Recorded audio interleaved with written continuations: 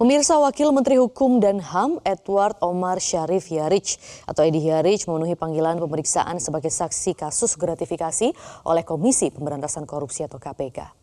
Pada Senin pagi, pemirsa, Wamenkumham Edi Hiaric tiba di gedung KPK Jakarta untuk memenuhi panggilan pemeriksaan sebagai saksi kasus dugaan penerimaan suap dan gratifikasi di lingkungan Kemenkumham. Edi dimintai keterangan sebagai saksi untuk tersangka lain dalam perkara tersebut. Seperti diketahui, KPK juga telah meminta Dirjen Imigrasi mencegah Edi ke luar negeri.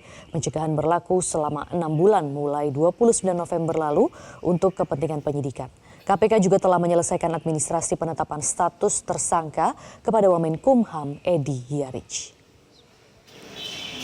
Dan pemirsa, untuk mengetahui perkembangan pemeriksaan terhadap Wamenkumham Edi Hiaric sebagai saksi kasus gratifikasi, informasi selengkapnya disampaikan oleh Nurul Zenita langsung dari gedung KPK Jakarta. Nurul, apakah pemeriksaan Wamenkumham sudah selesai? Maria dan juga pemirsa, sampai saat ini masih berjalan pemeriksaan Wamenkumham Edward Omar atau Edi. Tadi Edi ini tiba di gedung KPK pada pukul 9:40. Artinya pemeriksaan Edi ini sudah berjalan kurang lebih 6 jam lamanya. Tadi Edi tiba di gedung KPK ditemani oleh beberapa kuasa hukumnya. Dan memang sebelumnya ini KPK telah menetapkan Edi sebagai tersangka atas kasus suap dan gratifikasi di Kemenkumham. Namun datangnya Edi ke gedung KPK pada pemeriksaan kali ini bukan sebagai tersangka melainkan sebagai saksi untuk tersangka lainnya. Maria dan juga pemirsa, memang dari awal mula kasus ini berawal dari laporan IPW terkait dugaan penerimaan gratifikasi sebesar 6 miliar rupiah pada Maret 2023. Dan Edi ini diketahui menerima gratifikasi sebesar 7 miliar rupiah dari pengusaha berinisial HH yang meminta konsultasi hukum. Kasus Edi ini memang sudah naik ke tahap penyidikan dan sampai saat ini totalnya ada 4 tersangka. 3 tersangka ini sebagai penerima suap dan gratifikasi, 1 tersangka lainnya sebagai pemberi yaitu inisial HH. Juru bicara KPK yaitu Ali Fikri ini mengatakan KPK ini nantinya akan memanggil beberapa saksi lainnya, namun untuk waktu pemanggilan saksi ini masih belum diketahui kapannya, namun nanti akan diberitahukan secepatnya kepada awak media.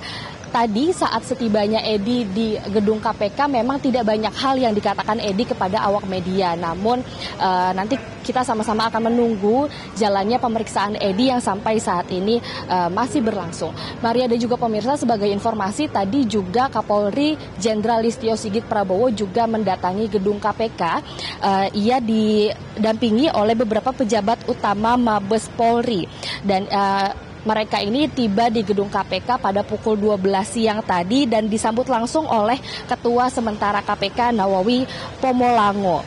Adapun agenda datangnya Jenderal Listio Sigit Prabowo dan beberapa pejabat utama Mabes Polri ini untuk menandatangani nota kesepahaman atau kerjasama antara KPK dan juga Polri.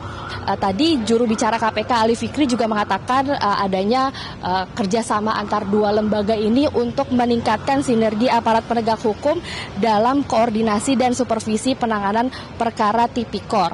Dan memang Polri ini bukan satu-satunya dan juga bukan yang pertama instansi yang bekerja sama dengan KPK. Memang sebelumnya KPK ini juga sudah bekerja sama dan menandatangani nota kesepahaman dengan Kejaksaan. Jelajahi cara baru mendapatkan informasi. Download Metro TV Extend sekarang.